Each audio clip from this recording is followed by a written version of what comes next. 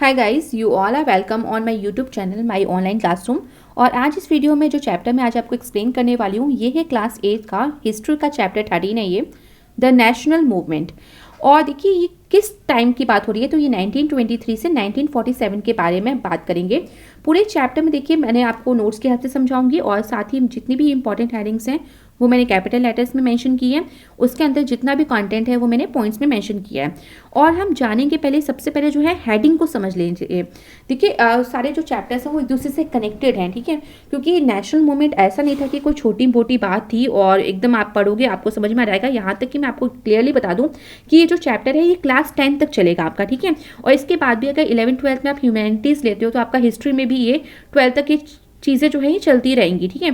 तो जो national movement था 1923 से 1947 उसके बारे में जानेंगे और बहुत सारे मेन पॉइंट्स हैं जो यहाँ पे आएंगे और बहुत समझने ज़रूरी भी है कि हमारा किस तरह का हमारा इतिहास रहा भारत का ब्रिटिश के टाइम पे, किस तरह से नेशनल मूवमेंट जो है वो हुए यहाँ पे।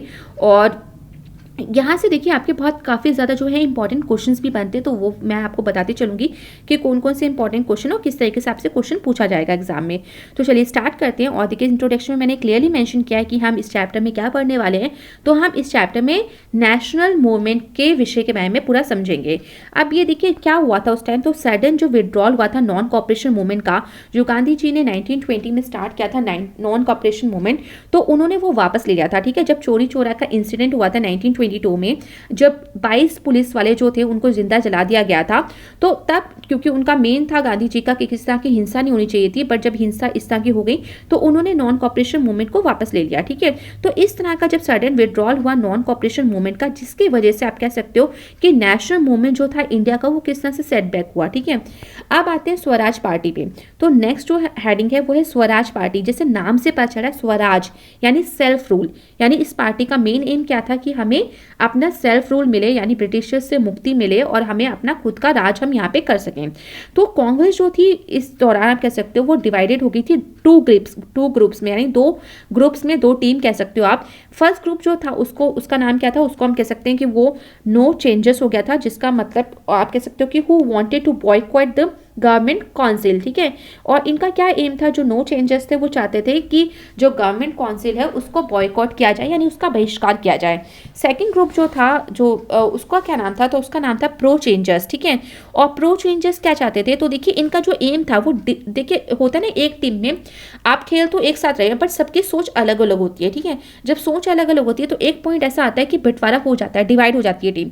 तो इसी तरीके से कांग्रेस में भी हुआ कि जब डिफरेंट लोग इसके पार्ट बने और जब इस तरह के मूवमेंट्स हो रहे थे और वो पार्टिसिपेट कर रहे थे और देख रहे थे कि उन्हें स्वतंत्रता नहीं मिल पा रही है, सेल्फ रूल नहीं मिल पा रहा है, तो कहीं ना कहीं जैसे होता है ना कि सोच में और हमारे काम में जब तालमेल नहीं बैठता तो इस तरह के बंटवारे हो जाते हैं, विभाजन हो जाते हैं।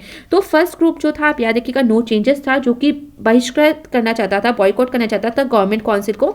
अदर हैंड में देखा जो दूसरी टीम थी, जो दूसरा ग्रुप था वो प्रो चेंजेस का था, जो क्या चाहते थे, तो ये चाहते थे कंटेस्ट करना इलेक्शंस, ठीक है, एंटर द काउंसिल्स, कि इलेक्शंस के द्वारा, ठीक है, आप कह सकते हो कि इलेक्शंस कंटेस्ट हो उसके द्वारा वो काउंसिल्स में जो है एंटर करना चाहते थे और साथ ही अपोज करना चाहते थे गवर्नमेंट को, कहाँ से, काउंसिल्स में रह के ही, ठीक है। यानी ब्रिटिशर्स के द्वारा जो इलेक्शंस हो रहे हैं उसको पार्टिसिपेट करें, उसमें करें और काउंसिल भी बनाएं और उसके बाद विद्रोह करें। तो आप नेक्स्ट जो है वो है, देखिए नेक्स्ट पॉइंट 1923 में जो प्रो चेंजर्स थे उन्होंने क्या फॉर्म किया, तो उन्होंने कांग्रेस खिलाफत स्वराज पार्टी की स्थापना करी। ये करी प्रो चेंजर्स ने, जिसको आगे चल के नाम इसका क्या हुआ, इसका नाम हुआ स्वराज पार्टी। CR दास को अपॉइंट किया गया इसका अध्यक्ष यानी प्रेसिडेंट। साथ ही स्वराज और वाइल्ड जो मोतीलाल नेहरू थे उनको इसका सेक्रेटरी, इस स्वराज पार्टी का सेक्रेटरी बनाया गया। तो ये याद रखेगा आपको, क्योंकि यहाँ आपको मैं क्लियरली बता दूं क्लास 10th में भी हिस्ट्री का चैप्टर है नेशनलिज्म इन इंडिया। तो अगर आप ये टॉपिक अच्छे से अभी समझ जाओगे तो आपको वहाँ काफ़ी हेल्प मिलेगी। तो स्वराज पार्टी आप वहाँ पढ़ोगे, किसने इसकी स्थापना करी, ठीक है, CR दास, मोतीलाल नेहरू ने इसकी स्थापना करी और प्रो चेंजर्स ने करी। साथ ही जो CR दास थे वो प्रेसिडेंट अपॉइंट किए गए, मोतीलाल नेहरू को सेक्रेटरी बनाया गया। तो ये सारे पॉइंट्स आप अभी याद रखिए क्योंकि यहाँ से क्वेश्चन बनेगा। अब आते हैं कम्युनिस्ट पार्टी ऑफ इंडिया पे। तो कम्युनिस्ट पार्टी ऑफ इंडिया जो है 1920 में MN राव ने फाउंड की थी कम्युनिस्ट पार्टी ऑफ इंडिया, ठीक है। और ये कहाँ की थी, ये ताशकंद में की थी, जो उज्बेकिस्तान की कैपिटल है। ऑल इंडिया किसान सभा जो है 1936 में ये बनाई गई और ये किसके लिए काम करती थी? देखिए नाम ही है किसान सभा, यानी ये फार्मर्स के लिए और पीजेंट्स यानी लैंडलेस फार्मर्स के लिए काम करती थी। All India trade union Congress की स्थापना की गई। कब की गई? 31 अक्टूबर 1920 को। और किसके द्वारा, किसके साथ की गई? तो ये लाला लाजपत राय को यहाँ पे इसका प्रेसिडेंट बनाया गया। फॉरवर्ड ब्लॉक की स्थापना की गई और ये कहाँ फॉर्म हुआ? तो ये सुभाष चंद्र बोस के द्वारा फॉर्म हुआ 1939 में। तो देखिए आपको ये सारी चीज़ें यहाँ पे याद रखनी होगी क्योंकि यहाँ से आपके क्वेश्चन बनेंगे, ठीक है। सारा मटेरियल आप देख सकते हैं, जितना इंपॉर्टेंट है वो मैंने हाईलाइट कर दिया है, तो आप एक बार देखेंगे तो आपको अच्छे से लर्न भी हो जाएगा जब आप दोबारा इसको एक बार देखेंगे। आप आते हैं सेकेंड फेज देख लेते हैं। रेवोल्यूशनरी मूवमेंट का सेकेंड फेज किस तरीके से रहा? तो मैनी यंग नेशनलिस्ट लीडर्स जो है इस टाइम आ गए थे पार्टी में और ये डिसअपॉइंटेड भी थे। किस वजह से निराश थे? तो ये जो लीडरशिप और प्रोग्राम्स थे गांधी जी के हर बार जो है मूवमेंट ऑर्गेनाइज कर दो, mass movement, civil disobedience movement start कर लो, नॉन कोऑपरेशन मूवमेंट स्टार्ट कर लो और एक हिंसा मत करो, है ना, अहिंसा के पाथ पे चलो, सत्य बोलो। तो इस तरह से जो यंग नेशनलिस्ट जो लीडर्स थे, जो नौजवान लीडर्स आए थे, वो थोड़े से निराश थे क्योंकि इस तरह के गांधी जी की पॉलिसीज और प्रोग्राम्स के द्वारा जो है उन्हें आज़ादी का कोई रास्ता नजर तो नहीं आ रहा था। नॉर्थ इंडिया में रेवोल्यूशनरी मूवमेंट जो थे वो स्टार्ट हो चुके थे और किस तरह से, किसकी फॉर्मेशन से स्टार्ट हुए? तो ये फॉर्मेशन हुई हिंदुस्तान रिपब्लिक एसोसिएशन की, HR इसको शॉर्ट में बोलते हैं। और कब हुई है? 1924 में। कहाँ पे? कानपुर में, ठीक है। तो हिंदुस्तान रिपब्लिक एसोसिएशन के साथ ही, इसकी स्थापना के साथ ही नॉर्थ इंडिया में रेवोल्यूशनरी मूवमेंट जो थे वो स्टार्ट हो गए थे। और कब हुए थे? 1924 में। और कहाँ पे इसकी स्थापना हुई थी? ये कानपुर में हुई थी। और ये फॉर्म्ड, ठीक है, इसको किसने बनाया था, किसने स्थापना की थी? सचिंद्र नाथ सन्याल ने इसकी स्थापना की थी, जोगेश चंद्र ने चटर्जी और रामप्रसाद बिस्मिल ने। 3 ऑब्जेक्टिव्स, अगर ये हिंदुस्तान रिपब्लिक जो थी रिपब्लिकन, इसकी स्थापना हुई थी तो इसके 3 ऑब्जेक्टिव्स थे, ठीक है। तो क्या क्या ऑब्जेक्टिव्स थे? तो establishment of a federal Republic of United states of India. सबसे पहले जो है एक फेडरल रिपब्लिक जो है यूनाइटेड स्टेट्स ऑफ इंडिया, उसकी स्थापना की जाएगी। नेक्स्ट जो है वो पॉइंट है कि पॉलिटिकल क्राइम्स जो है और जो डकैती की जाएगी, ठीक है, डैकेट्स टू रेज मनी, यानी पैसे की ज़रूरत तो पड़ेगी किसी भी काम को करने के लिए। तो पॉलिटिकल क्राइम्स जो हैं वो कंडक्ट किए जाएंगे और जो डकैती है वो डाली जाएगी ताकि जो पैसे हैं वो प्राप्त किए जा सके। और साथ ही आर्म्स फॉर द मूवमेंट, जो भी मूवमेंट में जो भी हथियार है तो उसकी लूट जो है, डकैती आप कह सकते हो कि पैसे लूटे जाएंगे और हथियार को लूटा जाएगा। वेरियस डिपार्टमेंट्स जो थे हिंदुस्तान रिपब्लिक एसोसिएशन के वो बनाए गए यहाँ पे।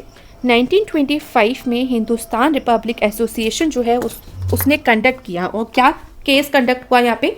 तो ये काकोरी कॉन्स्पिरेसी केस यानी काकोरी षड्यंत्र केस जो है उस नाम से एक हिंदुस्तान रिपब्लिक एसोसिएशन ने एक ये षड्यंत्र केस जो है काकोरी का कांड वो किया। और इसमें क्या हुआ था? इसमें एक ट्रेन थी, उसमें ब्रिटिशर्स की, तो वहाँ पे डकैती की गई थी। तो ये देखिए पूरे पॉइंट्स लिखे गए हैं कि एक ग्रुप ऑफ एक्टिविस्ट था जिसने कमिट की थी पूरी की पूरी डकैती ट्रेन में। और ये कहाँ पे की गई थी? काकोरी में। इसी वजह से काकोरी कॉन्स्पिरेसी केस के नाम से जाना जाता है। और वहाँ पे जो भी कैश था उस ट्रेन में उसको लूट लिया गया था। इस केस में कौन कौन इन्वॉल्व थे? तो राम प्रसाद बिस्मिल, रोशन लाल, असफकुल्ला, ठीक है, असफकुल्ला खान और राजेंद्र लहरी जो थे, ये 4 लोग थे। 29%, देखिए यहाँ पे एक चीज़ और याद रखिएगा कि कम से कम 40 लोगों को यहाँ पे जो है गिरफ्तार किया गया था और 29% में से ये जो 4 लोग थे, ठीक है, उनको फांसी की सज़ा भी दी गई थी। 1928 में रेवोल्यूशनरीज जो थे वो फॉर्म्ड। उन्होंने क्या किया था? तो उन्होंने Hindustan socialist Republican army HSRA की स्थापना की थी। HSR जो था उसका मेन एम क्या था? तो उसका एम था इस्टेब्लिश करना सोशलिस्ट रिपब्लिकन स्टेट को इंडिया में। मेन लीडर्स कौन थे? तो वो थे चंद्रशेखर आज़ाद और Bhagat Singh. First violent act जो था HSRA का वो क्या था? इसमें मर्डर किया गया था सॉन्डर्स का मर्डर किया गया था जो कि असिस्टेंट सुपरिटेंडेंट था पुलिस का 1928 में। देखिए यहाँ पे एक चीज़ यहाँ पे याद रखनी है, देखिए क्यों सॉन्डर का मर्डर हुआ था। तो सॉन्डर वॉज मर्डर, क्यों उसको मर्डर हुआ था? बदला लेने के लिए, क्योंकि उसने लाठीचार्ज करवाया था लाला लाजपत राय के ऊपर और जिसमें लाला लाजपत राय की मृत्यु हो गई थी। तो इसका बदला लेने के लिए सॉन्डर्स को मर्डर किया गया था। और ये एंड कब हुआ था? ये एंटी साइमन कमीशन डेमोन्स्ट्रेशन के टाइम पे लाला लाजपत राय की मौत हुई थी, क्योंकि जब साइमन कमीशन इंडिया में आया था तो लोगों ने विद्रोह किया था, क्योंकि यहाँ पे जो 7 मेंबर्स थे वो सातों के साथ ब्रिटिश थे और वो इंडिया में आए थे इंडिया के सुधार कामों के लिए, रिफॉर्म्स को देखने के लिए, बट ये सातों के साथ ब्रिटिशर्स थे और उसमें से एक भी भारतीय नहीं था। तो इस वजह से यहाँ पे साइमन गो बैक के नारे लगे थे। तो उसी टाइम लाठीचार्ज करवाया गया। लाला लाजपत राय भी इस चीज़ का विरोध कर रहे थे और साइमन गो बैक के नारे लग रहे थे, ठीक है। तो इस चीज़ का जब विद्रोह हो रहा था तो लाला लाजपत राय पे जब ये अटैक हुआ तो उसमें उनकी मृत्यु हो गई। तो सॉन्डर्स को मारा गया इसका बदला लेने के लिए। ऑन 8 अप्रैल 1929 को भगत सिंह और बटुकेश्वर दत्त ने क्या किया? तो 2 बॉम्ब जो थे सेंट्रल लेजिस्लेटिव असेंबली में फेंके। बंगाल टू एमएच एस एन important centre of the revolutionary movement in Bengal in 1930। इसका देखिए बंगाल भी एक इंपॉर्टेंट सेंटर के रूप में उभर के आया रेवोल्यूशनरी मूवमेंट में। और यहाँ पे जो कि 3 यंग मैन जो थे, विजय कृष्णा बसु, बादल गुप्ता और दिनेश गुप्ता, उन्होंने किसको मारा था? तो एक इंस्पेक्टर जनरल ऑफ प्रिजन था, उसको मार दिया गया था। साइमन कमीशन देखिए नवंबर 1927 में, जिसको मैंने आपको पहले बता दिया था, तो वही चीज़ यहाँ पे भी एक साइमन कमीशन 1927 नवंबर में आया था। ब्रिटिश गवर्नमेंट ने अपॉइंट किया था साइमन कमीशन और ये इस चेयरमैनशिप जो थी सर जॉन साइमन के अंतर्गत इस कमीशन को इंडिया में भेजा गया था, इसी वजह से इसका नाम साइमन कमीशन रखा गया। आप कह सकते हो जो इसका हेड जो था वो सर जॉन साइमन था। कमीशन क्यों आया था इंडिया में? तो ये कमीशन आया था किस चीज़ के लिए आया था कि वर्किंग जो है गवर्नमेंट ऑफ इंडिया एक्ट 1919 जो है वो किस तरह से यहाँ पे काम कर रही है, उसके काम का अर्ज को देखने आई थी। साथ ही जो न्यू रिफॉर्म्स जो इंडियन जो है रिफॉर्म्स मांग रहे हैं, जो सुधार की अपील कर रहे हैं, उनको वो सजेस्ट करने आए थे। और अच्छा बात ये थी कि 7 मेंबर्स जो थे वो ब्रिटिशर्स थे। अब देखिए जो ब्रिटिशर्स 7 मेंबर्स थे किस तरह से आपकी परेशानी को समझेंगे, वो जब वो आपकी भाषा ही नहीं जानते, किस तरीके के सुधार वो कर सकेंगे। इस वजह से इंडियंस जो थे वो इसके खिलाफ थे, नाराज थे। कमीशन जो था उसने बिल्कुल मना कर दिया था कि वो इंडियंस जो डिमांड करे थे स्वराज की, सेल्फ रूल की, तो वो उसको नहीं देंगे, इंडिया को नहीं देंगे, इंडियंस को नहीं देंगे। तो इस कमीशन ने साफ मना कर दिया। इसके बाद क्या हुआ? इंडियन नेशनल कांग्रेस ने डिसाइड किया कि वो बॉयकॉट करेगा इस कमीशन का, ठीक है, इस कमीशन का बहिष्कार करेगा। और पीपल जो थे इस पूरी कंट्री के, उन्होंने एक स्लोगन तैयार किया। उन्होंने स्लोगन क्या लगाना स्टार्ट किया? Simon go back and held demonstration. जगह जगह जो है डेमोन्स्ट्रेशन यानी प्रदर्शन शुरू कर दिया। इसी में देखिए जब सॉन्डर्स ने लाठी चार्ज करवाया था तो लाला लाजपत राय की मौत हुई थी और इसका बदला फिर जो है सॉन्डर्स को मार के लिया गया था। लाहौर सेशन जो था कांग्रेस का, अब आते हैं देखिए जो भी सैंक्शन हुए कांग्रेस के, तो कुछ ना कुछ वजह देखिए, जब भी कोई मीटिंग्स होती हैं तो कुछ ना कुछ पॉइंट्स डिस्कस होते हैं, कुछ ना कुछ एम्स होते हैं। तो दिसंबर 1929 में सबसे पहले याद रखिए कब हुआ था सेशन। क्लास 10th में भी ये मैप वर्क के तौर पर आपसे पूछा जाएगा, तो आप याद रखिएगा इस चीज़ को। तो दिसंबर 1929 में कांग्रेस का लाहौर सेशन हुआ था, इंडियन नेशनल कांग्रेस सेशन हुआ था। और ये कहाँ पे हुआ था? लाहौर में हुआ था। और कौन था इसका प्रेसिडेंट? तो जवाहरलाल नेहरू थे। मेन फीचर्स क्या थे यहाँ पे? तो कांग्रेस ने एक रेजोल्यूशन पास किया था जो डिमांड कर रहा था पूर्ण स्वराज की, यानी पूरी स्वतंत्रता भारत को मिलनी चाहिए। बॉयकॉट किया जाएगा, क्या बॉयकॉट किया जाएगा? सेंट्रल और प्रोविंशियल लेजिस्लेचर्स बॉयकॉट किया जाएगा। फ्यूचर इलेक्शन जितने भी होंगे उसको बॉयकॉट किया जाएगा इंडियंस के द्वारा। और सिविल डिसोबीडियंस मूवमेंट जो है उसको लॉन्च किया जाएगा। नेक्स्ट आते हैं सिविल डिसोबीडियंस मूवमेंट। जो फर्स्ट फेज देखते हैं तो फर्स्ट फेज था मार्च 1930 से मार्च 1931। मेन ऑब्जेक्टिव्स क्या थे? तो वॉयलेशन ऑफ सॉल्ट लॉ, जो सॉल्ट पे जो कानून बनाया गया था और टैक्स लगा दिया गया था, तो उसका वायलेशन, ठीक है, कि उसको हटाया जाए।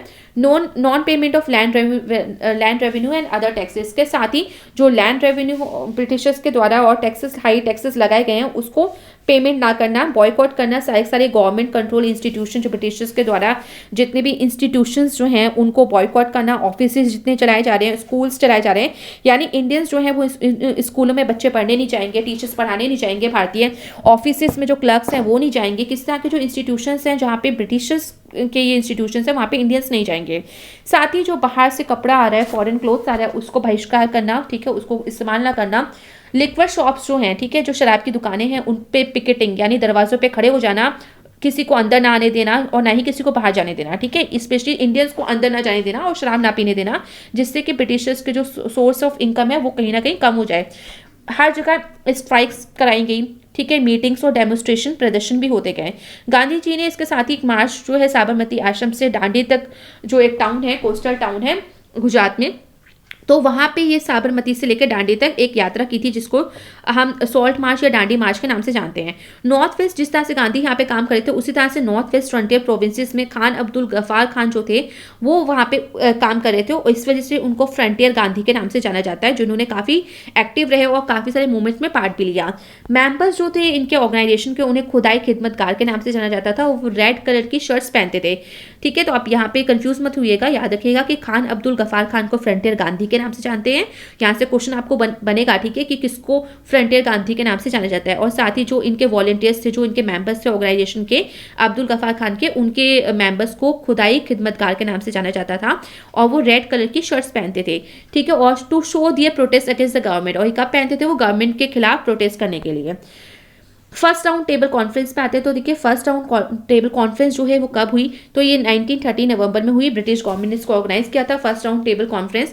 इसका मेन ऑब्जेक्टिव क्या था, तो मेन ऑब्जेक्टिव था कि डिस्कस करना रिपोर्ट ऑफ साइमन कमीशन, यानी साइमन कमीशन ने जो रिपोर्ट दी है उसको डिस्कस करना। कॉन्फ्रेंस जो थी वो अटेंड की गई मुस्लिम लीग के द्वारा भी, हिंदू महासभा के द्वारा भी, और प्रिंसली स्टेट्स के द्वारा भी, यानी जहाँ पे राजा राज करे थे जिन स्टेट्स में, उनके द्वारा भी। तो आपको याद रखना है कि इस राउंड टेबल कॉन्फ्रेंस में किस किसने पार्टिसिपेट किया था, क्या मेन ऑब्जेक्टिव था। तो ऑब्जेक्टिव था साइमन कमीशन रिपोर्ट को डिस्कस करना।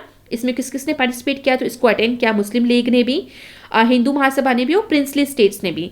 कांग्रेस ने इस कॉन्फ्रेंस को पार्टिसिपेट नहीं किया, बॉयकॉट कर दिया था, जिस तरह से उन्होंने पहले मूवमेंट में अपने ऑब्जेक्टिव्स में बता दिया था कि वो बॉयकॉट करेंगे। गांधी इरविन पैक्ट पे आते हैं, तो गांधी इरविन पैक्ट 1931 में हुआ, और वॉइस रॉय लॉर्ड इरविन ने इनवाइट किया था महात्मा गांधी को बातें करने के लिए, टॉक्स के लिए, और क्या क्या पॉइंट पे डिस्कस होना थे, क्या क्या पॉइंट डिस्कस होने थे। तो गांधी जी वॉइस रॉय से मिले और साइन किया एक गांधी इरविन पैक्ट के नाम से इसको जाना जाता है। ये 5 मार्च 1931 को हुआ।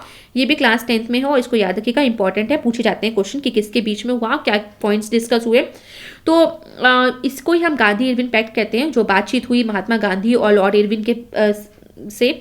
तो अकॉर्डिंग इस पैक्ट के अकॉर्डिंग क्या बातें हुई, तो गांधी जी ने एग्री किया कि सस्पेंड वो सिविल डिसोबीडियंस मूवमेंट जो उन्होंने चलाया उसको खत्म कर देंगे, उसको सस्पेंड कर देंगे, और पार्टिसिपेट करेंगे सेकंड राउंड टेबल कॉन्फ्रेंस में। ठीक है, कि जो सेकंड राउंड टेबल कॉन्फ्रेंस होगी उसमें वो पार्टिसिपेट करेंगे, क्योंकि इससे पहले जो है कांग्रेस ने वो बॉयकॉट कर दिया था फर्स्ट राउंड टेबल कॉन्फ्रेंस, और उसने पार्टिसिपेट नहीं किया था। तो जब सेकंड राउंड टेबल कॉन्फ्रेंस होगी तो गांधी जी ने इस चीज़ को एग्री करा कि वो सिविल डिसोबीडियंस मूवमेंट को खत्म भी कर देंगे, और साथ ही वो सेकंड राउंड टेबल कॉन्फ्रेंस जब होगी तो उसमें पार्टिसिपेट भी करेंगे। बट देखिए कुछ पॉइंट्स पे गांधी जी ने नेगोशिएशन किया, ठीक है, कुछ नेगोशिएट किया, इसके साथ ही वॉइस रॉय ने भी कुछ एग्री किया। तो वॉइस रॉय ने ये एग्री किया कि अगर Gandhi ji second round table conference पे आते हैं और सब कुछ ठीक ठाक रहा, सिविल डिसओबीडियंस मूवमेंट जो है वो खत्म कर देते हैं, तो वॉइस रॉय ने एग्री किया कि जितने भी पॉलिटिकल प्रिजनर्स, ये जो मूवमेंट हुए थे उसमें जितने भी भारतीयों को बंदी बनाया गया, यानी पॉलिटिकल प्रिजनर्स बनाया गया, उन्हें वो छोड़ देंगे। साथ ही जो बैन है, जो प्रेस और पे बैन लगाया गया था, ठीक है, कि प्रेस जो मीडिया है वो कुछ भी बातें जो है ब्रिटिशर्स के खिलाफ लिख नहीं सकती है, तो वो बैन जो है, वो भी प्रतिबंध जो है वो हटा दिया जाएगा, ऐसा लॉर्ड इरविन ने कहा। साथ ही जो भी प्रॉपर्टी जब्त की गई थी, ठीक है, इंडियंस की, कह सकते हो कि जब ब्रिटिशर्स को लगा कि हाँ हमारे खिलाफ ये प्रदर्शन कर रहे हैं, तो उनकी प्रॉपर्टी सीज कर दी गई। काफ़ी सारी जो प्रेस थी उनको कॉन्फिस्केट कर दिया गया। कॉन्फिस्केट मतलब ये होता है कि जब्त कर लेना, ठीक है, तो उसको प्रॉपर्टी को वो वापस कर देगा, तो ऐसा वॉइसरॉय ने बोला। बट ये सारी जो बातें थी वो हो नहीं पाई, पॉसिबल ही नहीं हो पाई, तो इसको थोड़ा सा और आगे समझेंगे। पर ये सक्सेसफुल हुआ ही नहीं, दोनों ने अपने कह सकते हो आप वादे निभाए नहीं। तो जब वॉइसरॉय ने अपने वादा नहीं निभाया तो गांधी जी जो हैं वो इस second round table conference attend करने नहीं गए थे। कराची वो निराश होकर वापस आ गए थे। कराची सेशन देख लेते हैं 1931 का। तो एनुअल सेशन जो था कांग्रेस का वो कराची में हुआ। वल्लभ भाई पटेल को इसका प्रेसिडेंट बनाया गया और कांग्रेस ने पास किया एक रेजोल्यूशन, ठीक है, एक रेजोल्यूशन पास किया गया। और ये क्या रेजोल्यूशन था? फंडामेंटल राइट्स का और इकोनॉमिक पॉलिसी का ये रेजोल्यूशन था। इसको किसने ऑथोराइज किया था? इसको ऑथोराइज किया था महात्मा गांधी ने, और वो रिप्रेजेंट करे थे कांग्रेस को सेकंड राउंड टेबल कॉन्फ्रेंस में, ठीक है, जो मैंने तो आपको पहले बताया। सेकंड राउंड टेबल कॉन्फ्रेंस में देख लीजिए तो कॉन्फ्रेंस हुई, ठीक है, कहाँ पे हुई? सितंबर से दिसंबर तक 1931 में हुई। गांधी जी ओनली एक रिप्रेजेंटेटिव गए थे कांग्रेस के द्वारा, जैसे पहले गांधी इरविन पैक्ट के टाइम पे हमने थोड़ी सी बातें इसको जानी। तो ब्रिटिश गवर्नमेंट जो थी उसने इसके साथ ही इनवाइट किया था रिप्रेजेंटेटिव्स जो थे मुस्लिम्स के, सिख्स के, क्रिश्चियंस के और इंडियन प्रिंसेस, ठीक है, इनको सबको इनवाइट किया गया था। अनएंडिंग डिस्कशन हुआ यहाँ पे कॉम्युनल इशू, ठीक है, यानी धर्म के नाम पे कह सकते हो, क्योंकि इतने धर्म के लोगों को वहाँ पे अलग अलग बुला लिया तो जाहिर सी बात है कि डिस्कशन धर्म के नाम पे कॉम्युनल इशू पे होना ही होना था। और जिसकी वजह से जो कॉन्फ्रेंस थी वो फेल हो गई, क्योंकि एक तरह से जो आप कह सकते हो कि महात्मा गांधी को ये बात समझ में आ गई कि यहाँ पे जो है धर्म के नाम पे बांटा जा रहा है। तो अब गांधी जी जो है वो रिटर्न हो गए, ठीक है, वापस आ गए इंडिया में। सिविल डिसोबीडियंस मूवमेंट जो मैंने आपको पहले बताया था कि इतना सक्सेसफुल नहीं रहा, जो भी पॉइंट्स डिस्कस हुए थे कि सिविल डिसोबीडियंस मूवमेंट ये सस्पेंड कर देंगे, साथ ही जो भी बातें लॉर्ड इरविन के द्वारा कहेगी कि पॉलिटिकल प्रिजनर्स को छोड़ दिया जाएगा, तो ऐसी कुछ बात जो पॉइंट्स थे वो सक्सेसफुल नहीं हो पाए। सिविल डिसोबीडियंस मूवमेंट देखिए, क्योंकि फर्स्ट फेज वो था, आप देखिए सेकंड फेज, क्योंकि अगर ये लॉर्ड इरविन का जो और महात्मा गांधी की जो बातें थी वो अगर सक्सेसफुल हो जाती तो सेकंड फेज की जरूरत नहीं पड़ती, क्योंकि सिविल डिसोबीडियंस मूवमेंट खत्म हो जाता। तो अब क्या हुआ, अब ये चीज़ पॉसिबल नहीं हो पाई, तो सिविल डिसोबीडियंस मूवमेंट जो है गांधी ने फिर से स्टार्ट कर दिया और सेकंड फेज आ गया इसका जनवरी 1932 से 34 तक, ठीक है। पहला जो था 1930 से 1931 तक था, अब सेकंड जो है वो 1932 से 34 तक है। तो जब ये रिटर्न टू इंडिया, ठीक है, गांधी जी जब वापस आए तो उन्होंने फिर से सिविल डिसोबीडियंस मूवमेंट स्टार्ट कर लिया और गवर्नमेंट ने भी रीस्टार्ट कर दी पॉलिसी ऑफ रिप्रेशन, यानी जो ब्रिटिश गवर्नमेंट थी उसने भी इन आंदोलन को कुचलने की पूरी कोशिश, पूरी तैयारी जो है, पॉलिसी जो है अपना ली। कम्युनल अवार्ड क्या थे, तो 16 अगस्त 1932 को राम से मैकडोनल्ड इंडिया में आया, केम फॉरवर्ड आगे आया और उसने मोस्ट इन फेमस जो कम्युनल अवार्ड थे वो देना यहाँ पे शुरू कर दिया। It let down that the Muslim, Sikh and European voters would have separate electorates. इसके साथ ही उसने इस चीज़ पे भी दबाव दिया, इस बात को कहा कि जो मुस्लिम हैं, सिख हैं, यूरोपियन वोटर्स हैं, उनको अलग अलग सेपरेट इलेक्टोरेट्स दिए जाएं। सेपरेट इलेक्टोरेट्स डिप्रेस्ड क्लासेस को भी जो हैं वो दिए जाएं।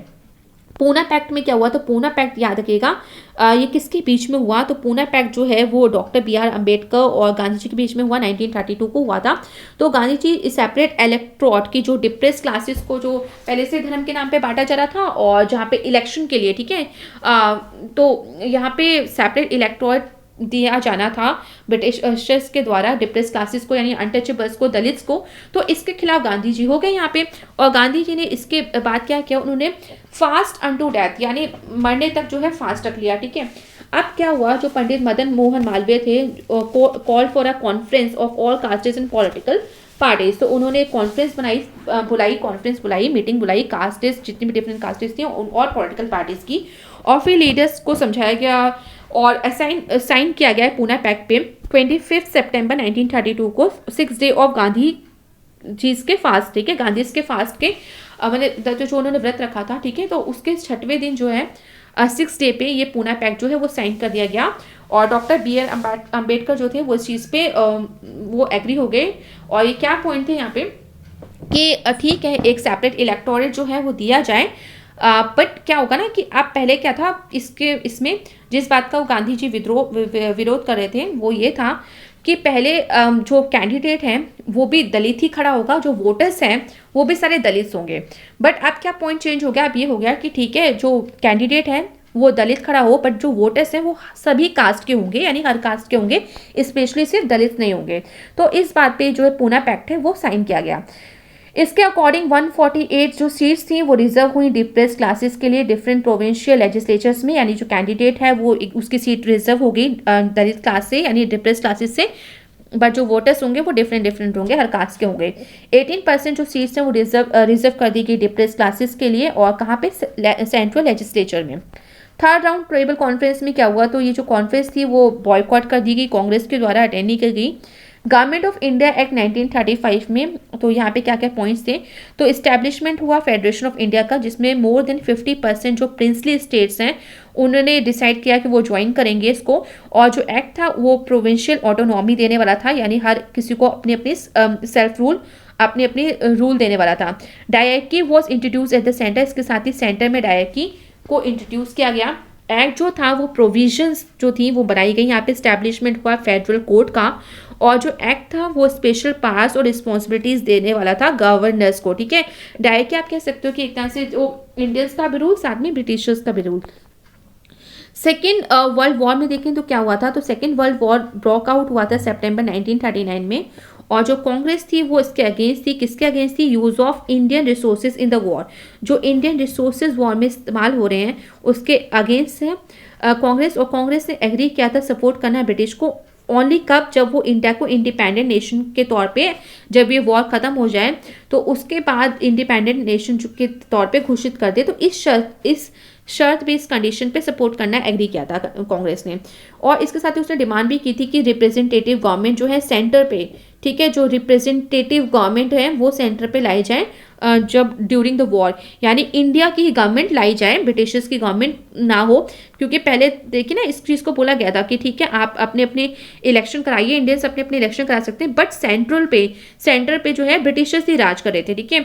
तो मतलब फाइनली तो उन्हीं का रूल चल रहा था। तो इस चीज़ को भी डिमांड कर लिया गया है सेम टाइम पे कि वॉर चल रहा है और कंडीशन रख दी कि ठीक है आपको वॉर में इंडिया की हेल्प चाहिए तो हम हेल्प देने के लिए तैयार हैं, बट आपको हमें पूर्ण स्वतंत्रता देनी पड़ेगी। साथ ही सेंटर में रिप्रेजेंटेटिव गवर्नमेंट यानी हमारी खुद की सरकार भी बनेगी इंडियंस की। ब्रिटिश गवर्नमेंट ने इस चीज़ जो कांग्रेस की डिमांड थी उस पर किसी तरह का रिएक्शन नहीं दिया, किसी तरह का रिप्लाई नहीं किया। तो इसका मतलब वो चाहते ही नहीं थे, इसका मतलब वो इस चीज़ से डिसएग्री करते थे। नेक्स्ट आता है द ऑगस्ट ऑफर। तो ये वॉइस लॉर्ड लिंगलिथगो जब आया तो उसने ऑगस्ट ऑफर को यहाँ पे कह सकते स्टार्ट किया इन ऑर्डर। क्यों किया ये, क्यों इसको इंट्रोड्यूस किया? तो इसका ऑर्डर क्या था? To secure the support of the Congress during the war, कि वॉर के दौरान कांग्रेस का सपोर्ट उनको मिलता रहे, इसको सिक्योर करने के लिए। तो इस चीज़ के लिए क्या किया? सेटिंग अप कर दी representative body for framing the constitution after the war, यानी वॉर जब खत्म हो जाएगा तो रिप्रेजेंटेटिव बॉडी एक बनाई जाए जो कि भारत का संविधान बना ले। And increase in the number of Indians in the executive council, इसके साथ ही एग्जीक्यूटिव काउंसिल में इंडियंस का नंबर भी बढ़ता जाए, ठीक है, उनकी संख्या बढ़ाती जाए। तो इस चीज़ को भी परमिशन दे दी गई। साथ ही setting up of a war advisory council, और जो वॉर चल रहा था तो उसके लिए भी एडवाइजरी काउंसिल को आप सेट कर सकते हो, उसको फॉर्म कर सकते हो। क्रिप्स मिशन आया 1942 में, यहाँ से भी इंपॉर्टेंट क्वेश्चन बनते हैं। तो सर स्टैफर्ड क्रिप्स जो था वो मेंबर था ब्रिटिश कैबिनेट का, वो आया इंडिया में मार्च 1942 में, इसी वजह से इसे क्रिप्स मिशन भी कहते हैं। और इसके क्या क्या मेन पॉइंट्स थे? तो grant of dominant status to India after the war, कि वॉर के बाद जो है वो इंडिया को जो है एक डोमिनेंट स्टेटस दे दिया जाएगा। और साथ ही एक कॉन्स्टिट्यूशन मेकिंग बॉडी भी सेटअप कर दी जाएगी इमीडिएटली आफ्टर द वॉर, यानी जैसे वॉर खत्म होगा तो कॉन्स्टिट्यूशन मेकिंग बॉडी जो है इंडियंस बना सकते हैं, अपना संविधान बना सकते हैं। साथ ही प्रोविंसेस और जो प्रिंसली स्टेट्स हैं उनको भी फ्रीडम दे दी जाएगी, बट उनके छोड़ दिया जाएगा कि वो किस में ज्वाइन होना चाहते हैं या नहीं होना चाहते, या फिर अलग रहना चाहते हैं, इंडियन यूनियन में ज्वाइन होना चाहते हैं या नहीं, तो वो उनकी मर्जी रहेगी। क्विट इंडिया मूवमेंट आया 1942 में, और 14 जुलाई 1942 को ये आया। कांग्रेस वर्किंग कमेटी उसने पास किया ये क्विट इंडिया रेजोल्यूशन, कहाँ पे? वर्धा में। और इसकी डिमांड क्या थी क्विट इंडिया मूवमेंट की? तो इसकी डिमांड थी immediate end of the British rule, कि इंडिया में जो ब्रिटिश रूल है उसको तुरंत के तुरंत खत्म कर दिया जाए। और इंडिया कांग्रेस कमेटी जो है वो मिली थी बॉम्बे में ऑन अगस्त 7, 1942 को, और उसके बाद उसने डिसाइड किया था कि वो लॉन्च करेंगे नॉन वायलेंट मास स्ट्रगल जो है ऑल ओवर पूरी की पूरी कंट्री में। किसकी लीडरशिप में? तो ये गांधी जी की लीडरशिप में ये स्टार्ट करेंगे। साथ ही गांधी जी ने एक स्लोगन यहाँ पे दिया, रेज किया एक स्लोगन, डू और डाई, या कुछ करो या फिर मर जाओ। तो गवर्नमेंट ने अगेन जो पॉलिसी थी सुप्रेशन की, इस आंदोलन को कुचलने की पूरी कोशिश की। मैन वीमेन चिल्ड्रन हो सब ने एक्टिवली पार्टिसिपेट किया था क्विट इंडिया मूवमेंट में, और जो मूवमेंट था वो बहुत ही वाइड स्प्रेड फैला। गवर्नमेंट जो थी उसने भी पूरा इंतजाम कर रखा था लार्ज स्केल में इसको आंदोलन को कुचलने के लिए।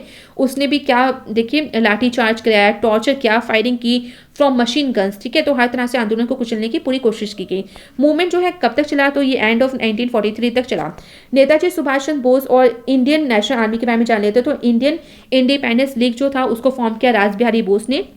ये एक इंडियन रेवोल्यूशनरी लीडर थे जिन्होंने पॉलिटिकल रिफ्यूजीज के तौर पे जापान में रहे ये। और मार्च 1942 में लीग जो था कन्वेन किया एक कॉन्फ्रेंस की टोक्यो में, और जहाँ पे डिसाइड किया गया कि इसको फॉर्म करे, एक न्यू फॉर्म किया जाए। क्या फॉर्म किया जाए? तो इंडियन नेशनल आर्मी जो है उसको फॉर्म किया जाए। रास बिहारी बोस ने रिजाइन किया chairmanship of Indian independence league से, और इसके बाद सुभाष चंद्र बोस जो है इसके नए चेयरमैन बने। सुभाष चंद्र बोस जो है उनको अपॉइंट भी किया गया सुप्रीम कमांडर के तौर पे। और नेताजी सुभाष चंद्र बोस जी जो थे उन्होंने रीऑर्गेनाइज किया इंडियन नेशनल आर्मी को। साथ ही उन्होंने स्लोगन दिया था जय हिंद। इसके साथ ही देखिए नेक्स्ट जो है इंडियन सोल्जर्स जो थे उन्होंने भी डिक्लेयर किया उनकी, you give me blood and I will give you freedom, ठीक है, कि आप मुझे ब्लड दो, अपना खून दो, और मरने के लिए मतलब बलिदान देने के लिए तैयार रहिए और मैं आपको आज़ादी देता हूँ। इसके साथ ही उन्होंने एक वॉर स्लोगन भी दिया था, दिल्ली चलो। कैबिनेट मिशन, तो ये सारे स्लोगन्स याद रखिएगा, यहाँ से क्वेश्चन बनते हैं। कैबिनेट मिशन 1946 में आया, तो 24 मार्च 1946 को क्या हुआ, तो कैबिनेट मिशन जब इंडिया में आया तो इसमें 3 मेंबर्स थे, sir Patrick Lawrence, sir Stafford Cripps और एवी अलेक्जेंडर। इनके क्या क्या मेन पॉइंट्स थे, retain the unity of India, जो इंडिया की यूनिटी है उसको रिटेन करना, उसको वैसे रखना, साथ ही reject the demand for Pakistan, जो पाकिस्तान की डिमांड उठ रही थी मुस्लिम लीग के द्वारा तो उसको रिजेक्ट करना। और इससे क्या होगा, it would not solve the communal problem, but इसके बाद वो भी समझ गए थे कि रिजेक्ट तो कर दो चलो डिमांड फॉर पाकिस्तान, बट ये कॉमनल प्रॉब्लम जो है रिलीजन के तौर पर जिस तरह की प्रॉब्लम होती है उसको सॉर्ट आउट नहीं कर सकते। फिर जो यूनियन ऑफ इंडिया थी वो कंस्टिट्यूट हुई ब्रिटिश प्रोविंसेस में और प्रिंसली स्टेट्स में, और इंटरिम गवर्नमेंट जो थी उसको फॉर्म किया गया, यानी अंतरिम जो गवर्नमेंट थी उसको बनाया गया। डायरेक्ट एक्शन डे 16 अगस्त 1946 के तौर पे जाना जाता है। सिंस द लेट 1930s जो लीग कंसीडर जो मुस्लिम से वो एक सेपरेट नेशन जो थे, हिंदू से सेपरेट नेशन मांग रहे थे। तो जनरल इलेक्शन जो 1946 के हुए तो मुस्लिम लीग ने इसको जीता, और एवरेज जितनी मुस्लिम सीट थी सेंट्रल असेंबली की, और कैबिनेट मिशन ने भी no proposal for a separate state for Muslim, ठीक है, कि आफ्टर द कैबिनेट मिशन तो उन्होंने क्या मेड किया, तो उन्होंने no proposal for a separate state for Muslims के लिए सेपरेट स्टेट नहीं दिया जाएगा। मुस्लिम लीग ने उसके खिलाफ, ठीक है ना, वॉयलेंस किया to get its demand for Pakistan accepted, कि नहीं हमें तो पाकिस्तान चाहिए, हमें न्यू कंट्री चाहिए, हिंदू से अलग कंट्री चाहिए, तो उसको एक्सेप्ट किया जाए। तो 16 अगस्त 1946 को डिक्लेयर कर दिया गया डायरेक्ट एक्शन डे के तौर पे लीग के द्वारा, यानी मुस्लिम लीग के द्वारा, कि वो वॉयलेंस करते रहेंगे इस तरह के, और चाहते हैं कि पाकिस्तान की जो डिमांड वो चाहते हैं पाकिस्तान एक नया कंट्री बने और मुस्लिम्स को दिया जाए, तो ये डिमांड उनकी पूरी हो। तो इसी दिन को, ठीक है, एकदम डिक्लेयर कर दिया गया डायरेक्ट एक्शन डे, कि एकदम एक्शन किया गया। फॉर्मेशन हुआ इंटरिम गवर्नमेंट का, रिकमेंडेशन जो थी कैबिनेट मिशन की, एंड इंटरिम गवर्नमेंट जो थी उसको फॉर्म कर दिया गया 2 सितंबर 1946 को, और जो फर्स्ट जो मुस्लिम लीग था उसने रिफ्यूज कर दिया कि वो इस गवर्नमेंट को ज्वाइन ही नहीं करेगा। फिर कॉन्स्टिट्यूट असेंबली जो पहली बार मिली फर्स्ट टाइम 6 दिसंबर 1946 को, और डॉक्टर राजेंद्र प्रसाद को इसका प्रेसिडेंट बनाया गया, और इन्होंने काम स्टार्ट किया framing of constitution of India. League ने रिफ्यूज कर दिया कि वो कॉन्स्टिट्यूट असेंबली की कोई भी मीटिंग अटेंड नहीं करेगा, और वो फिर से वही डिमांड पे टिका रहा कि हमें पाकिस्तान चाहिए। 20 फेब को 1947 को ब्रिटिश प्राइम मिनिस्टर एटली आया, उसने डिक्लेयर किया ब्रिटिश वुड क्विट इंडिया, क्योंकि वो कि इंडिया को छोड़ देंगे और ट्रांसफ़र कर देंगे जो पावर जो है रिस्पॉन्सिबल हैंड्स में, यानी जो भारत के जो नेता हैं उनको वो पावर हैंड ओवर कर देंगे। एटली का जो डिक्लेरेशन हुआ renewed communal violence in India as he had made no mention of Pakistan, तो जब एटली का डिक्लेरेशन हुआ कि हाँ जो ब्रिटिशर्स है वो इंडिया को छोड़ देंगे और जिम्मेदार हाथों में पावर को दे देंगे, तो इससे भी देखिए वॉयलेंस जो था कॉम्युनल धर्म के नाम पे वॉयलेंस स्टार्ट हो गया था इंडिया में, क्योंकि उसके डिक्लेरेशन में कहीं भी पाकिस्तान के निर्माण की कोई भी बात नहीं कही गई थी।